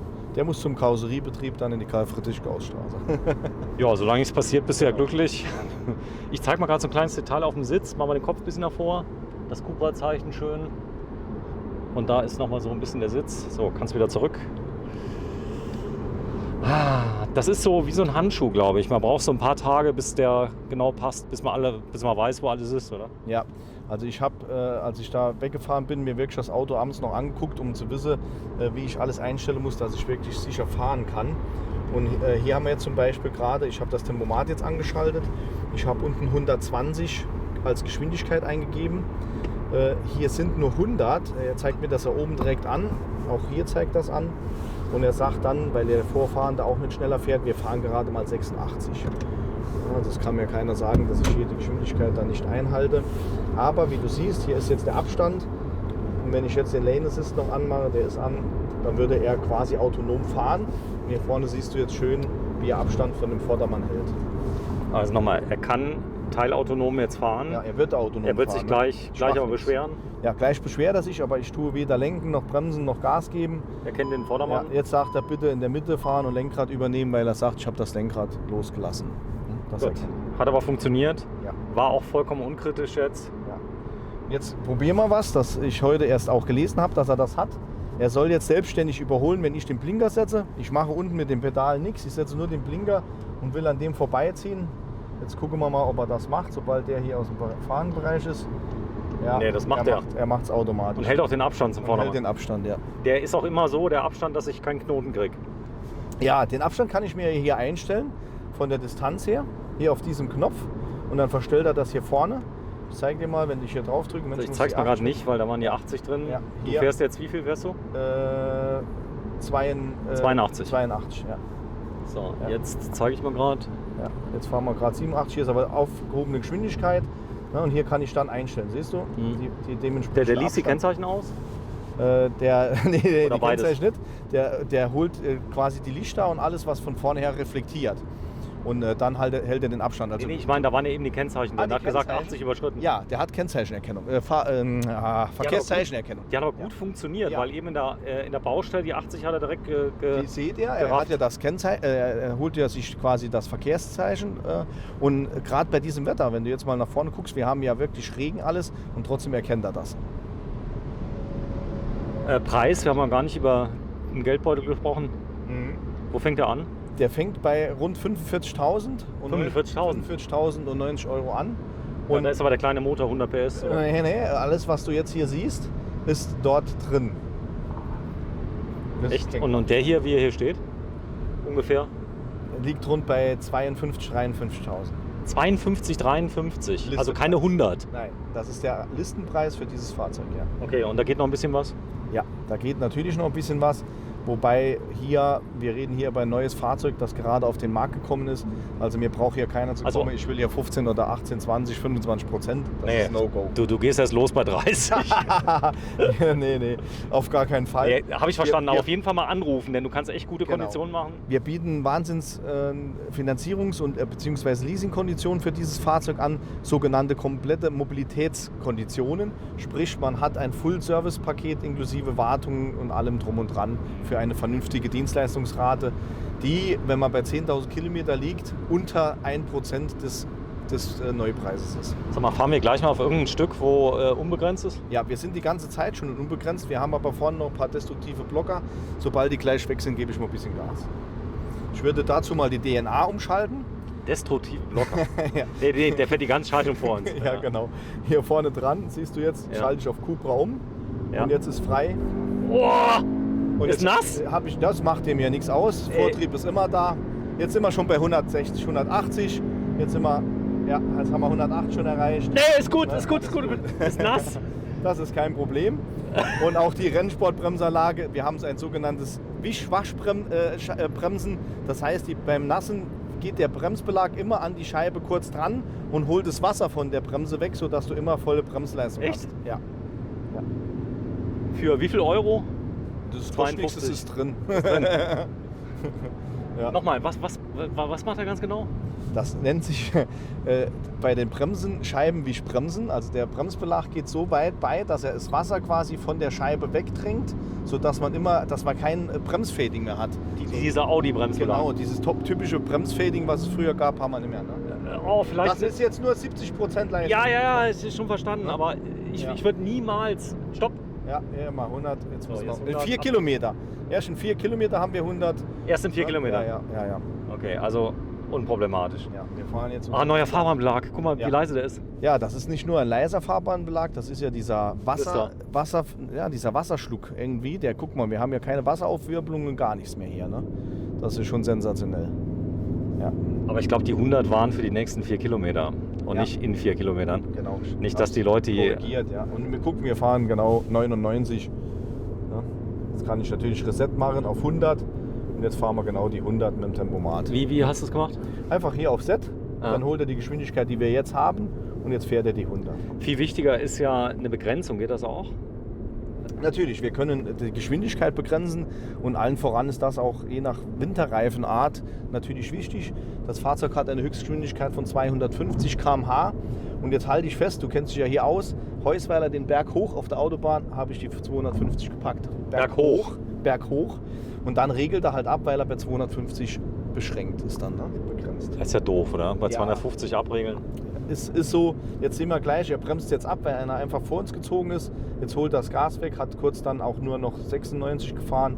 Dass er den So, Abstand die 100 wieder sind hält. weg. Die Ist jemand hinter uns? Die 100 sind jetzt weg, nein. Den packen wir, wenn wir rausziehen, kein So, Problem. Allrad, richtig? Allrad, ja, er zieht jetzt Oh. raus, müssen wir an die Bremse. Ja, war so klar. So. Aber jetzt hast du Bremsen, gemerkt, Abstand halten. ja, wir haben kein Bremsfading gehabt, obwohl ich jetzt wirklich die ganze Zeit ja gar nicht gebremst habe. Da ist kein Wasser auf der Scheibe dementsprechend. Also geil ist auch, wenn er zurückschaltet, macht so Wumm. Ja, er macht hier drin Wimm und wenn man hinten hören würde, hinten würde auch kurz knallen dann. Und er schaltet in diesem Modus auch mit Gas runter. Ne? Oh. Du stehst voll drauf? Jetzt stehe ich voll drauf. Wir sehen links, ich habe überall 100% abgerufen. Ich hole 100%. Nicht die Kurve. Alles gut. Ich hole 100% von der Leistung, von der Ist das kein Motorleistung. Problem, was er gerade macht? Das ist kein Problem. Ich hätte jetzt auch können voll auf dem Gas bleiben. Das macht nichts. Das ist kein Thema. Ist er sicher? Ja, absolut. Brauchst gar keine Angst zu haben, Sven. Ich bringe dich heil nach Hause. Ne? Ich würde sagen, wir fahren oben über Land zurück, weil hier ist überall Stau auf der Autobahn. Ne? Du, ich habe zu Hause 3 Hunde Ja. und eine Frau. Kein Problem, die kriegen dich heil zurück. Ne? So, wir merken die Geschwindigkeit jetzt eigentlich nur am Sound. Achso, der hat ja Notbremse? Ja, würde er auch den Abstand nochmal abbremsen, aber ich habe dem Ganzen jetzt vorgebeugt, weil er sonst zu stark abbremsen würde. Ne? Der ist ultra leise. Also ich finde Ja. dafür, Wenn bumm, hat es gerade gemacht. Jetzt Ne? hat er geknallt, ja, weil er nochmal hochgeschaltet hat.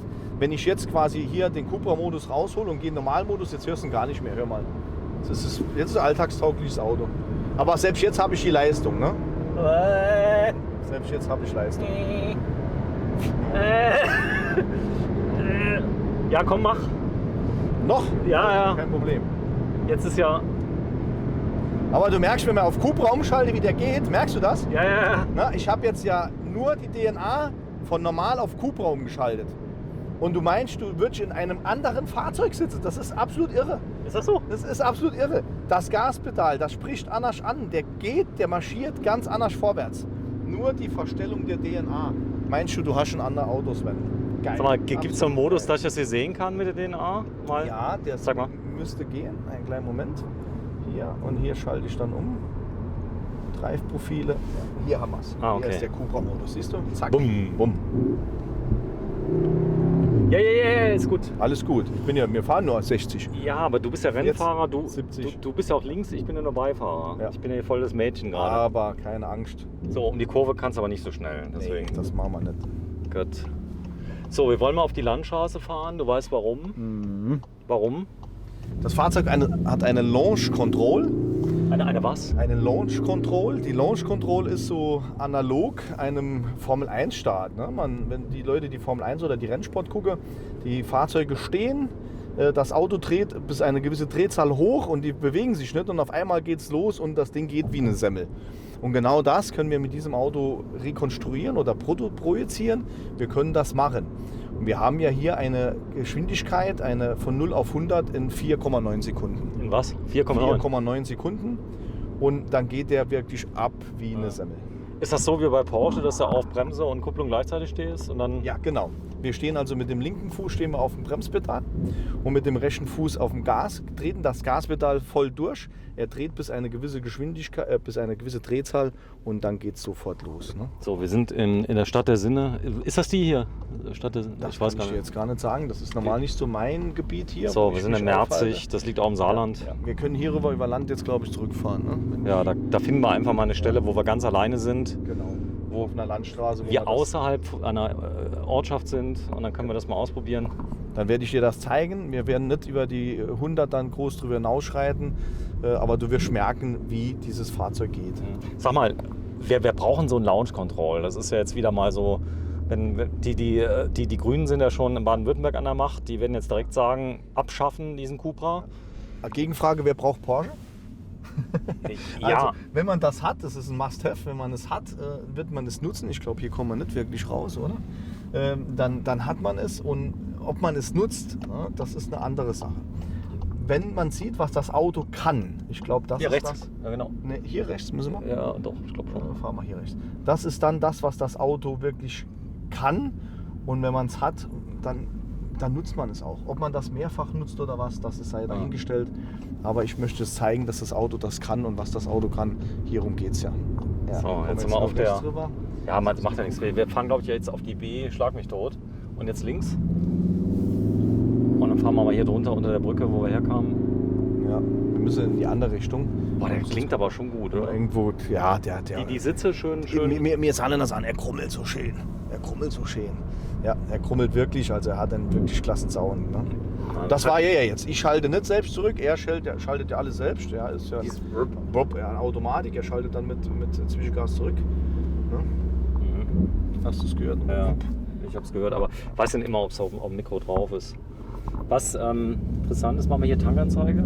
Was ist das? Ein bisschen hier Service-Reiten. Ja, das ist Fahrdaten. Guck mal, das sind die Fahrdaten. Mach mal Fahrdaten. Hier zeigt er das Fahrzeug dann auch an. Ne? Und hier oben haben wir die Fahrdaten, Durchschnittsverbrauch. Das könnte man jetzt hier alles einstellen. Langzeit abtanken. Ne? Hier haben wir noch Status. Ne? 13,6 Liter. Du hast es aber auch fliegen lassen, muss man sagen. Ja, das ist ja ab Start jetzt. Ne? Das ist ja ab Start. Langzeit? Jetzt können wir mal ab Tanke gucken. Ja, 12,9 und Langzeit dort 12,5. Das hat natürlich damit zu tun, das Fahrzeug, wenn das jetzt auf Probefahrt geht. Ja, die Leute fahren in den Fahrt zimperlich. Ja, die wollen natürlich genau das an Leistung probieren, was das Auto hat. Und die fahren ja keine Langstrecke. Die fahren kurz in der Stadt, die geben irgendwo mal Gas, kurz auf die Autobahn. Meistens fährt man bei uns ohne Neue Welt auf die Autobahn und fährt Wallerfang nochmal ab. Und du weißt, dass das ja nur 2,5 Kilometer sind. Und wenn dann dort das Auto natürlich dementsprechend getreten wird, dann hat er auch die 12 Liter. Ich sage immer, Kraft kommt von Kraftstoff. Boah, bist du ein... Aber nochmal, im Vergleich zu früher, hätten wir hier früher mal locker bei Vollgasfahrten über 20, 22, 24 Liter. Das kennst du noch, oder? Natürlich, das kenne ich noch. Wir haben ja früher die Kraft aus dem Hubraum genommen. Wir haben 3,5 Liter Hubraum und dann mal 200 PS oder 2,5 Liter Hubraum bei 150 PS. Heute machen wir aus 1,4 Liter Hubraum 180 PS. Also das Downsizing. Und wenn man hier holt aus 2 Liter Hubraum 310 PS. 310. Jetzt sagen die Leute ja gut, die Motoren, die gehen ja schnell kaputt. Der 2 Liter TDI, den ich fahre, gehört zu den langlebigsten Motoren, die Volkswagen je gebaut hat. Gut, Sie können es jetzt? Ich wollte es gerade sagen, also leider Gottes, ich bin Werkstattbesitzer, leider Gottes muss ich sagen, nein, sie gehen nicht kaputt. Wir haben halt eine Qualität, einen Standard heute in der Produktion, das ist so Motorschäden und so wie früher sind so gut wie ausgeschlossen. Es ist nicht gesagt, dass es nie vorkommt. Ne? Es kommt immer auf Wartung an, ein Fahrzeug und ein Motor muss gewartet werden. Und es kommt darauf an, wie ich mit meinem Auto umgehe. Ich kriege alles kaputt, ich kriege auch mein Smartphone kaputt, ich kriege auch mein Fernseher und meine Couch kaputt. Ne? Das hier ist ja kein Chip-Tuning, was ihr hier betrieben habt. Nein. Dieses Fahrzeug ist von Anfang an auf diese Leistung abgestimmt. Alles wie aus dem Handschuh. Die Abgasanlage, die Einspritzanlage, der Turbo, alles perfekt abgestimmt. Hier ist also eine komplette Abstimmung bei diesem Fahrzeug natürlich passiert. Auch auf Rennstrecken werden diese Fahrzeuge in Martorell getestet. Und das Fahrzeug wurde genauso, wie du ihn hier jetzt live erlebst, auch ausgeliefert. Das ist Stand der Serie, auch wenn es Motorsport ähnlich ist. Das ist Stand der Serie. Hier ist keine Sportauspufffanlage verbaut oder irgendetwas nachgebastelt. Das ist alles hier Serie. Also wenn man den jetzt noch optisch ein bisschen aufwerten würde durch eine Folierung zum Beispiel, die Felgen hat er schon fett. Ich glaube, da hättest du wirklich ein tolles Auto. Also je nachdem, was man will, gell? Klar, wir können aus dem Auto auch 60.000 Euro machen, aber ich glaube, das ist dann schon das Limit. Weiter wie 60 kommt man nicht. War was denn noch drin? Ja, Echtleder. Wir haben also Petroleumfarbe, dann als, sag mal, wie das nicht Alcantara, das Nabuc-Leder. Nabuc heißt das. Okay. Ja, also dann ist Nabuc-Leder schon drin. Wir können ganz viele Features, also das Auto lässt sich noch immer aufpimpen, was das angeht. Aber außen auch? Gibt es so Bodykits? Nee. Nein, Body gibt es. Was willst du bei dieser Form noch viel verschönern? Also beim besten Willen. Ja, das sein ist können, wie eine Frau mit tollen Kurven, die kannst du nicht mehr viel besser umbauen. Ne? Da hinten noch ein Bügelbrett oder so, das brauchst du nicht. Aber das braucht man, glaube ich, nicht. Der hat einen Diffuser dran, serienmäßig. Und ich glaube, das ist schöner wie jedes Bügelbrett, wie man früher gesagt hat. Und Diffusor, was ist denn das? Das ist das hinten zwischen den Auspuffanlagen. Hier wird die Wind abgeleitet. Im Rennsport sagt man den Diffuser, dass der Anpressdruck von der Straße. Ne? Also ein Formel-1-Auto, krass gesehen, könnte der im Tunnel auf dem Kopf fahren, ohne runterzufallen, ab einer gewissen Geschwindigkeit. Also weil der sich ansaugt? Weil der sich ansaugt und quasi an der Straße dann festsaugt. Und das geht durch diese Diffuser. Und wir haben hier ein Fahrzeug, wenn ich dir sage, bei 45.000 Einstieg hast du so ein geiles Performance-Fahrzeug, du musst nichts verändern und hast 45.000 Euro Listepreis. Ist Ist es hier verbunden, dein Telefon? Nein, ich habe mein Telefon zu Hause gelassen, sonst hätten wir keine Minute Ruhe. Mach mal gerade hier Dings, da das rote Ding unten. Das rote? Ja. Das CarPlay ist geht? Apple CarPlay. Geht beides, Das auch geht Android Auto. beides. Android Auto kommt bei dem jetzt. Da warten wir noch auf die Freischaltung. Im Moment geht nur Apple CarPlay. Wie wird das freigeschaltet? Per Software. Über die Werkstatt? Über Werkstatt, über Tester. Und hier könntest du auch WhatsApp-Antworten schicken und SMS-Antworten Heißt schicken. Full Link. Das heißt Full Link. Und hier darfst du nicht tippen. Ne? Das geht also dann nicht während der Fahrt, sondern du sprichst mit dem System und der schreibt das. Ne? Das geht nicht über unseres wie eben, sondern über Apple CarPlay. Dann. Ey, stell dir mal vor, du sprichst mit dem Auto. Wenn dir das einer vor 25 Jahren gesagt hätte, der hätte ich für vollkommen bescheuert erklärt. Oder dass das Auto selber lenkt. Kennst du noch Knight Rider? Also, das war ja meine Kindheit. Dann war man ganz stolz, dass es ein Auto gibt, das dem hilft und mit ihm spricht. Und heute haben wir... Olla, Olla. Was möchten Sie tun? Wikipedia Knight Rider. Entschuldigung? Wikipedia Knight Rider. Sie können Radio und Medien, Navigation, Telefon und Klimatisierung per Sprache bedienen. Sagen Sie zum Beispiel, wo finde ich ein Restaurant in der Nähe, oder rufe Max Muster geschäftlich an. Abbruch. Egal. Also ich gehe davon aus, wenn wir ein Telefon mit Internetverbindung jetzt gekoppelt hätten, hätte er uns hier auch noch mal ein Stückchen weitergeholfen. Ja gut, ich habe ja noch Google. Ja, also das geht dann darüber. Er ist ja jetzt im Moment gar nicht mit dem Internet außen verbunden. Das heißt, das konnte er dann mit Sicherheit auch nicht suchen. Ja, ist nicht schlimm. Wir wollten ja nur mal... Olla, Olla. Was möchten Sie tun? Bring mich zu Markt Cyril Seat in Saarlouis. Der Name ist immer schwierig. Bitte nennen Sie die vollständige Adresse, beginnend mit dem Ort. Aber mit deinem Namen haben sie es aber, oder? Ja, das ist jetzt wahrscheinlich da drin so nicht gespeichert. Warte mal, ich habe Wenn- eine andere Idee. Olla, Olla. Mhm. Was möchten Sie tun? Bring mich zu Seat nach Saarlouis. Meinten Sie Seat-Händler? Ja. Suche Seat-Händler in der Nähe. Mal gucken, wer jetzt Bitte kommt. wählen Sie ein Sonderziel aus der Liste aus. Guck mal hier, dein Kollege. Ja, der Kollege ist natürlich jetzt näher. Wir sind Entschuldigung, 2. Zeile 2. Markt Cyril GmbH, Saarlouis. Ach, Scherer. Scherer hat auch Seat. Sehe ich gerade. Der hat auch Seats, ja. Also er hat jetzt natürlich den Action geholt. Wir sind ja in die Nähe meines Kollegen gefahren. Und jetzt haben wir natürlich dann uns Ich glaube, gewählt als zwei. Der hätte jetzt gesagt, will aber lieber zu Scherer fahren nach Saarbrücken. Nee, die Kollegen machen auch einen guten Job, muss man sagen. Aber viele, muss man sagen, kommen von weit her und kaufen die Cupras bei dir. Die kaufen nicht nur die Cupras oder die Seats bei mir, sondern die kommen dann auch zum Service und in die Werkstatt zu mir. Ist wirklich so? Ja, ja. Ja. Ja. Wir haben also auch in Saarlandweiten und angrenzend Pfalz, angrenzend Luxemburg und angrenzend Frankreich, da wir uns ja im Dreiländereck hier quasi befinden, einen Service, einen 24-Stunden-Bereitschaftsservice, wo wir unsere Kunden exklusiv selbst einschleppen. Wenn wirklich was ist. Und hier muss nicht immer was mit der Technik sein, hier reicht ein platter Reifen oder sogar ein Spritmangel und wir kommen raus und das ist abgesichert. So, werde ich nächstes Mal anrufen. Marc, mein Scheibenwischertank ist leer. Ich komme vorbei. Okay, Scheibenwischertank sagen wir dann, wir füllen dir ihn kostenlos auf, du musst nur die Flüssigkeit bezahlen. So, jetzt müssen wir irgendwann mal hier Launch Control testen. So ist es. Also gerade eben auf der Autobahn, das ist schon so, das war ja noch lange nicht am Limit. Aber Beifahrer haben hier richtig Fun, wenn man will.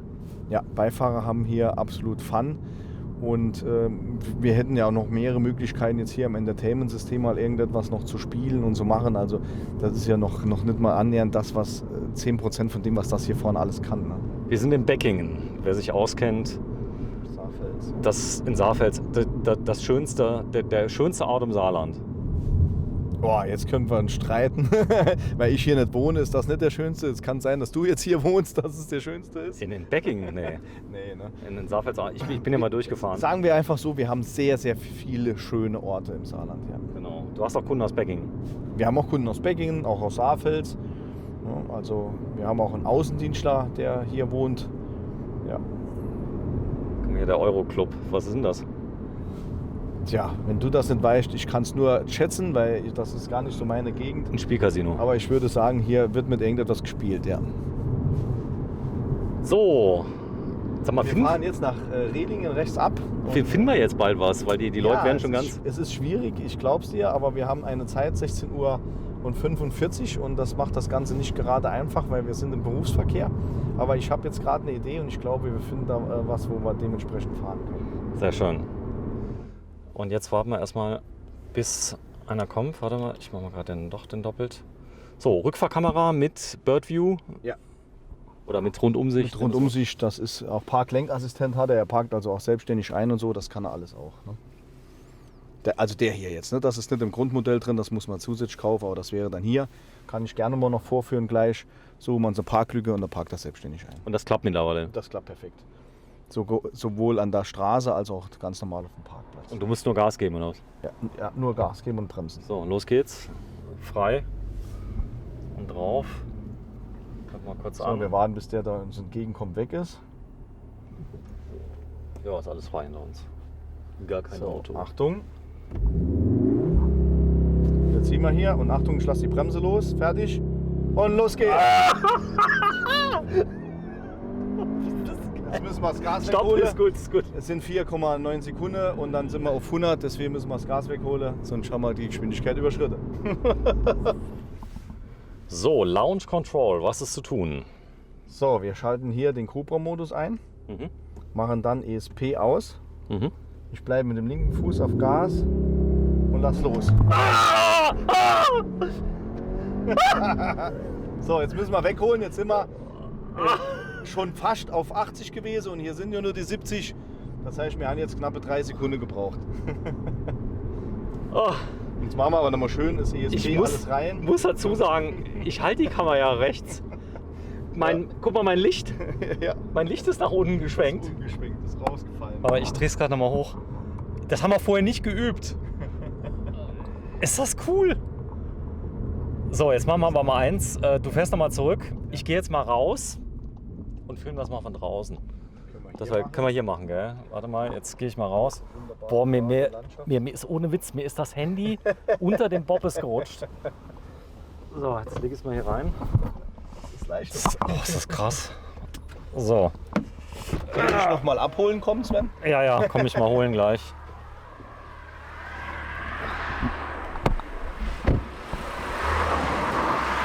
So, es dauert noch ein bisschen. Fahrmann wird frei. Mann ist komplett frei, natürlich. So, ist komplett frei.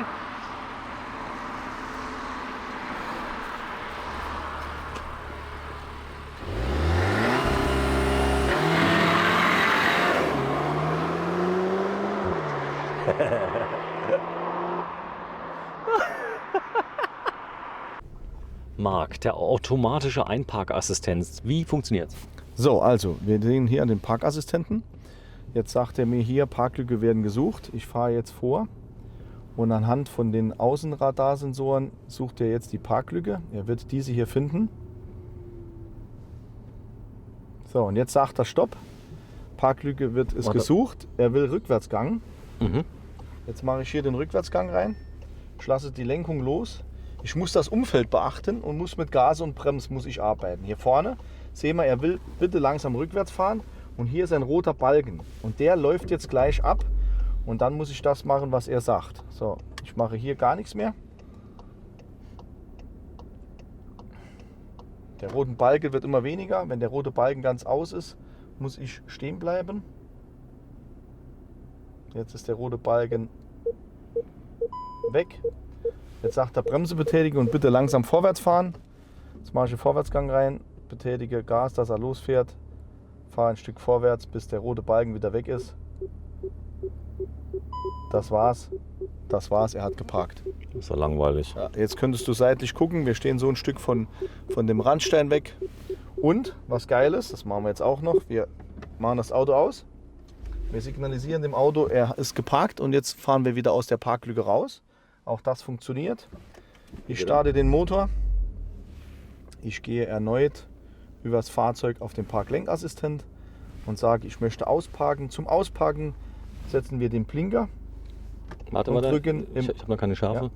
Ja. Jetzt sieht man hier vorne steht, bitte den Parkvorgang beenden. Also Start drücken muss man hier. Das Ja. Ausparken wird dann gestartet.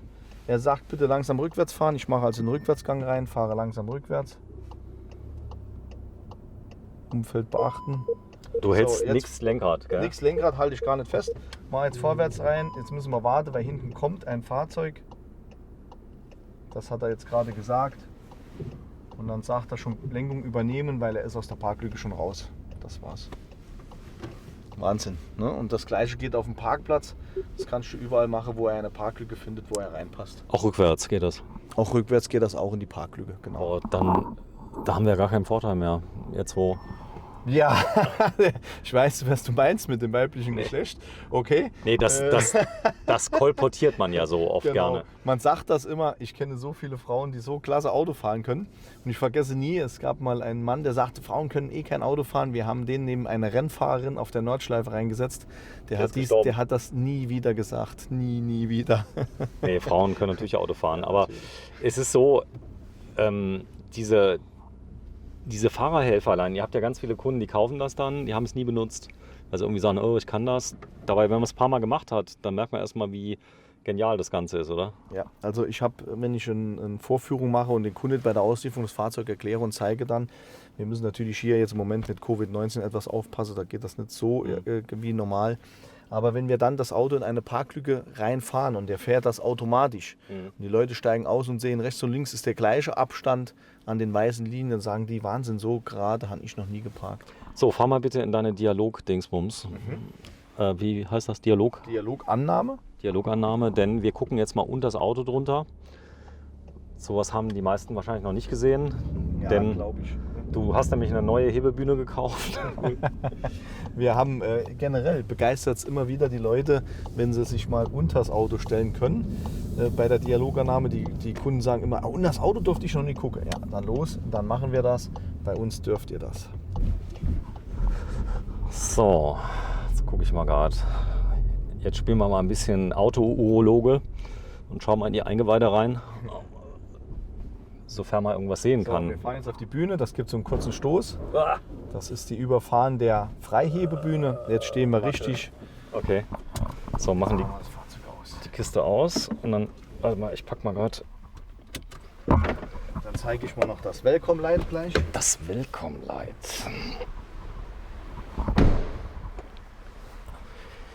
Warte. Ich muss gerade mein Handy wegstecken und... War cool, oder? Ja, hier sind wir. Jetzt sind wir auf der Dialogannahme und jetzt fahre ich das Auto hoch und dann gucken wir mal ein Stück drunter. So, ich verstelle mal gerade die Lichtfarbe auf kalt.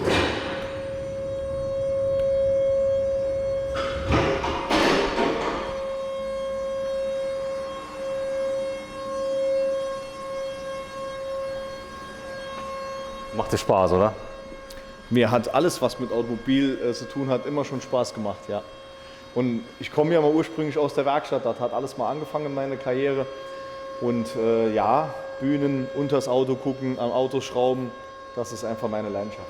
Das Coole ist ja, dass der Volkswagen-Konzern oder Seat bzw. Cupra, die begeistern dich ja von Jahr zu Jahr mehr, oder? Ja, von Jahr zu Jahr mehr, weil wir halt immer geilere Autos bekommen.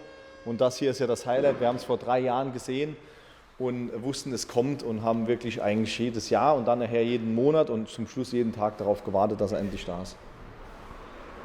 Boah, hast du aufgeräumt. Oh, guck mal da, Öl. Wo? Nee. Nein, Öl würdest du hier keins finden. Hier wäre jetzt Kondenswasser oder so, wahrscheinlich von der Klimaanlage oder halt von dem nassen Vorne Asphalt. steht schon wieder VW AG. Ja, Guck mal da. Audi. Ne? Ja, Da ist ganz Audi. klar. Ja, überall VW AG. So, warte mal, hier sind ganz viele. Ach klar, das ist ja praktisch der gleiche Querbaukasten von irgendwas anderem. Nee, der ist ganz neu. Nein, modulare Querbaukasten. Nochmal hier, die von der Lenkung Mitte bis Mitte Achse ist immer identisch und vorne und hinten dran kannst du in dem modularen Querbaukasten tun und lassen als Ingenieur, was du willst. Da lässt sich alles verlängern. Die könnte theoretisch hinten 2 Achsen nach hinten setzen und eine 3-Achse draus machen. Das würde schon gehen. Also nochmal zum Mitschreiben, das hier ist wahrscheinlich das Getriebe, oder? Nee. Das ist das Getriebe. Ja. Das ist die Ölwanne. Ja, und dann hier ist schon Ölkühlung mit drin. Hier ist dann der Antriebsstrang, Differential. Dann geht hier die Kardanwelle nach hinten. Die Kardanwelle. Das hier ist die Kardanwelle, die nach hinten geht. Ah, wie bei meinem Iveco. Genau, die geht an das hintere Differential. Ja, hier sind wir dann die elektronischen Hilfsmittel, die das am Differential alles hat, dass wir den Schlupf alles hinkriegen. Dann gehen hier die Antriebswellen weg an die Hinterräder. Und dann haben wir hier die Hinterradaufhängung. Die guten Manschetten, die immer so gern mal in die Binsen gehen. Ja, oje, weiß gar nicht, wann der jetzt bei uns kaputt war. Hier, das ist zum Beispiel der Einsteller vom Licht. Ne? Das ist der Beladungszustand, wird hier von der Achse gemessen, sodass das Licht sich einstellt, weil der ja volles LED-Fahrlicht hat, damit er den Gegenverkehr nicht blendet. Und dann siehst du hier jetzt auch wirklich die Auspuffanlage. Hier ist keine Blende dran. Wir kommen über das Hauptrohr von den Katalysatoren in den Endtopf, nennt man das. Ich zeige das mal gerade, die Kamerafahrt. Genau. Weil ich habe ja eben noch gelästert, da ist keine Fake-Auspuffanlage drunter, sondern das ist, warte mal, ich zeige es mal gerade. Wirklich vier Rohre, zwei an jeder Seite, die wirklich an den Endtopf angeschlossen sind. Und die sind auch wirklich funktionsfähig. Ne? So, hier vorne sieht man es, das geht dann weiter. Hier rüber, das ist der Cut, oder hier? Nee, das ist noch immer ein kleiner Vorschalldämpfer. Hier vorne sind die Katalysatoren, die eigentlichen. Hier. Boah, ist das genial, das gibt wieder Stress. Halt doch deinen Mund, wenn du keine Ahnung hast. Okay, ich habe es ja gesagt, wie es ist. Oh, da ist bestimmt heiß da, wo so... Da ist es richtig heiß, ja. Du merkst du auch allein schon, wenn du hier drunter stehst, die Abstrahlungswärme natürlich. Ne? Ist das hier so eine Sonde? Hier? Das sind mehrere Sonden, das sind Messsonden für die Abgaswerte. Ja. Und jetzt ist gucken der wir mal schön. gerade, dass ich die Klappe finde. Die was? Ja, die Auspuffklappen, die scheinen schon vorn verbaut zu sein. Ich sehe es jetzt so gar nicht. Da müsste Sensor dran gehen, wo die Auspuffklappe aufmacht. Der Kardan ist so cool hier mit dem... Du hast erzählt, da ist eine mechanische Differentialsperre drin. Ja, genau.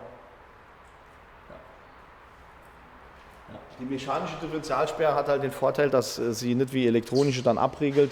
Ich sage immer, die bekommt keine Angst und das Ding greift und geht einfach vorwärts.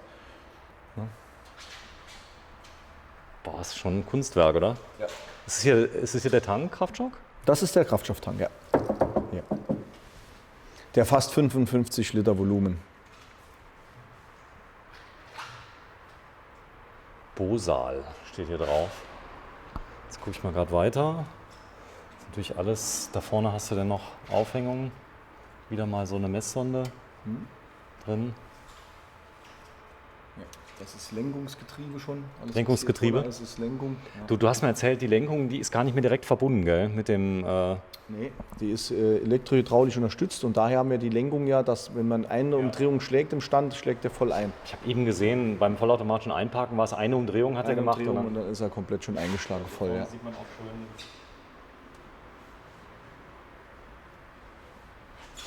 Tja, Jetzt hätte ich ja fast gesagt, deutsche Ingenieurskunst, aber nein, er wurde. ist korrekt. Deutsche Ingenieurskunst mit spanischem Design, das ist korrekt. Unsere ganzen Werksleiter und Ingenieure sind wirklich deutsche Ingenieure. Vor allen Dingen hier diese Plattformfahrwerke ist ja alles aus Deutschland von deutschen Ingenieuren gemacht. Und dann kommt oben drauf die spanische Leidenschaft mit unserem Design. Schon sexy, oder? Absolut sexy. Sogar von unten. So, wir haben es gezeigt. Wenn ihr nochmal runterlässt, machen wir die Abmoderation. Lassen wir noch jetzt von der Bühne runter Ja. und dann zeige ich das Welcome Light noch. Wir machen mal hier in der Halle das Licht aus, dürfte dunkel genug sein.